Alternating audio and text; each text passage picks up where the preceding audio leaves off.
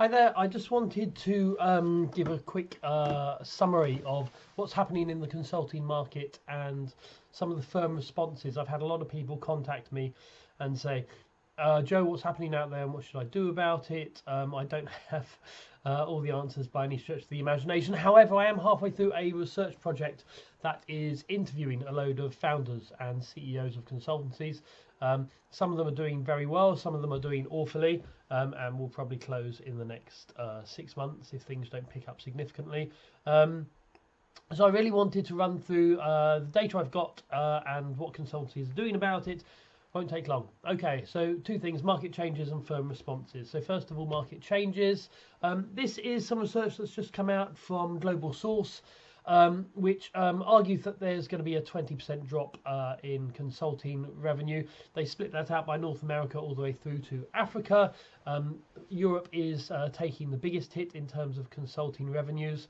The UK is taking quite a big hit, partly because it was already taking a hit because of Brexit, but also for other reasons. So look at that in your own time.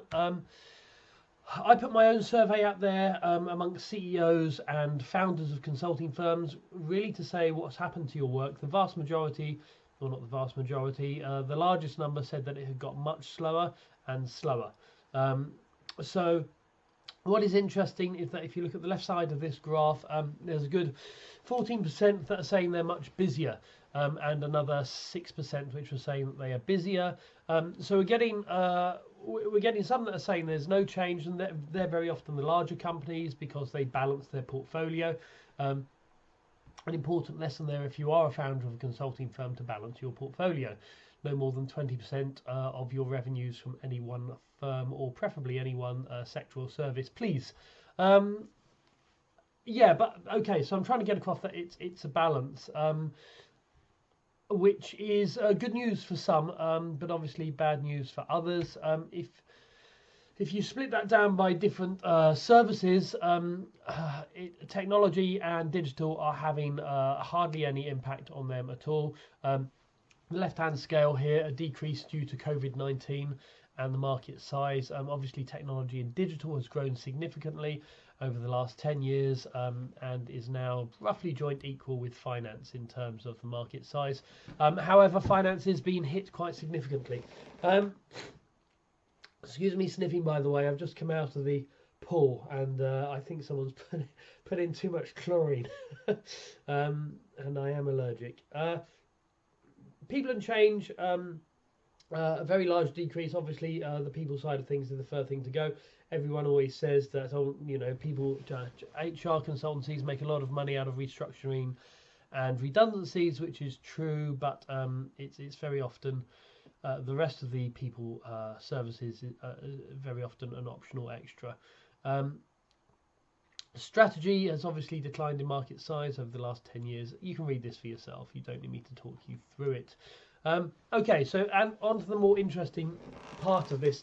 So as part of my research project, I've been interviewing founders and CEOs about the strategies of their firm.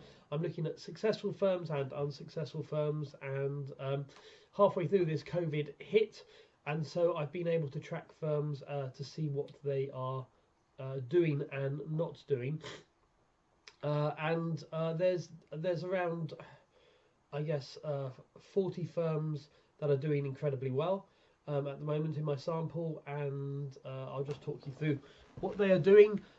There was an initial period of all consulting firms where it was kind of rabbit in the headlight.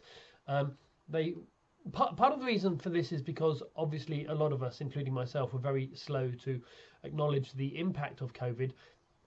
But also a lot of the larger firms overreacted to the 2008 crisis, and that overreaction led many of them to cut a whole load of consultancies. When things started to pick up, which they did in 2009, 2010 for the consulting industry, those consultancies that had cut people severely found that they didn't have the people power to grow.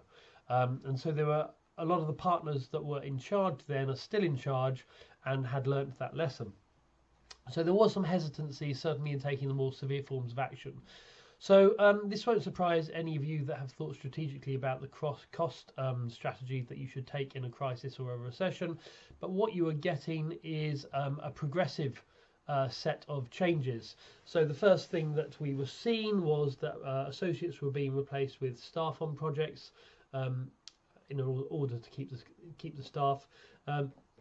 In the larger firms, internships have been cancelled or postponed, and promotions and recruitments have been delayed in most firms. The exception are the MBB, McKinsey, Bain, Boston, who aren't, it seems, making any delays at the moment.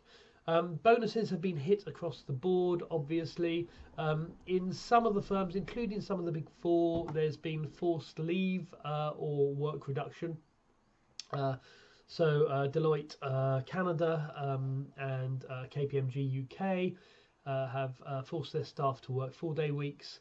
There has been, or at least in some offices, in a few firms, there's been a hit on partner and employee pay. Partners setting the example by showing that they're taking a 20% hit on their past salaries in order for the employees to take a 20% or larger hit on their much smaller salaries. The Big Four, for those of you that don't know, had a big conference call last week as to see whether they could or should furlough their staff. Some of them felt a little guilty about taking this as a strategy because of their implications in some of the scandals that have hit recently, but that's for another talk. Things that firms haven't really done a vast amount of at the moment is redundancies, having partners or external capital bought in, selling any significant assets or arms, or closure or bankruptcies. So we're kind of 2/3 of the way through the list at the moment. It wouldn't surprise me at all if things don't pick up over the next 6 months, if there were redundancies, especially in the mid-sized firms and many of the smaller firms. I don't think MBB are going to have to make redundancies. I don't think it would look good for them, but I could be wrong. Of course, you know, our crystal balls aren't perfect. What else? So obviously with smaller firms, there's going to be a huge difference depending on how diverse their portfolio is. If you're a sole practitioner, it's going to very much depend on what your existing services are, where they are based, in what sectors, and also how quickly you have pivoted your offerings. Now, more about that next. Okay, so how have firms changed their offerings? Well, many haven't. Many are offering exactly the same services as they were doing before the crisis. This is great if those services were in risk or redundancies or crisis management, but many of the firms I'm looking at were not and are still in that same sector, and those are really being hit bad. This is a massive opportunity for you to rebrand your value proposition and the services that you're offering. As you know, you can do this quite quickly. You as a consultant have a great foundational skill set, or at least you should have, which should lend itself to different offerings. So if you haven't started that, I'll talk more about that in a second. Okay, so pivoting the value proposition, what do firms want at the moment? So speaking to clients, there's various things they want. These are, number one, protecting their employees, both physically, health-wise, but also in terms of redundancies. Supply chain security, obviously a massive issue for the groceries, but also, you know, for pretty much any manufacturing firm that's out there. Business model innovation, this is obviously strategy work, but concerns how your clients can pivot themselves and offer different services if their portfolio is not diverse enough. Communication with stakeholders, there's vast amounts of communication that's going out at the moment. You'll have had a lot of it in your inbox, and a lot of it is pretty rubbish and not needed, so there's advice needed there. Merger and acquisition activity, this won't be happening now, but will be happening in about 6 months when cash-rich firms start to pick over the corpses of the firms that have gone bankrupt. Downsizing, recession planning, and telling the future. So these are things that clients either need now or they will need in the next 6 months. If you are finding that your client base has dried up, that projects have been postponed or cancelled, you should really look at pivoting as quickly as possible. If you haven't done that already, it's not too late, but it will be too late in 3 months. Okay. Those of you that are working with clients at the moment and your projects haven't been cancelled, this is the time to emphasize the value that you're providing and that the return on investment that you're giving. I always tell clients of mine how important it is for them to present and to have their services integrated into projects, so that a senior director can't just go through and put a line through what they're doing. It needs to be integral or integral to the project that you're doing, depending where you're from. Okay. Good consultancies are putting out fantastic free analysis, data and webinars. Look at Elixir as a great example of this. They're really just taking existing data sets, doing some wonderful number crunching and beautiful presentations that they're putting out there free of charge. Their brand has actually strengthened through this type of work. And it's something that many of you can do, maybe not in the same way, but in your sectors. This is not the time to start hiking up your prices or charging for your expertise. This is a time for survival, building your brand and your reputation. Relationship management, I shouldn't have to talk to anyone about this, but obviously client relationship management is key here. And this isn't just about sending emails saying I hope you're all well, but about speaking to clients about what their strategies are, what's changing, how you can help, and because many clients out there do need significant amounts of help. Interestingly, the firms I'm speaking to, so I was speaking to a large medium-sized consultancy recently who are saying that they simply cannot deal with the work they've got. Now, they are not in a space that is particularly niche.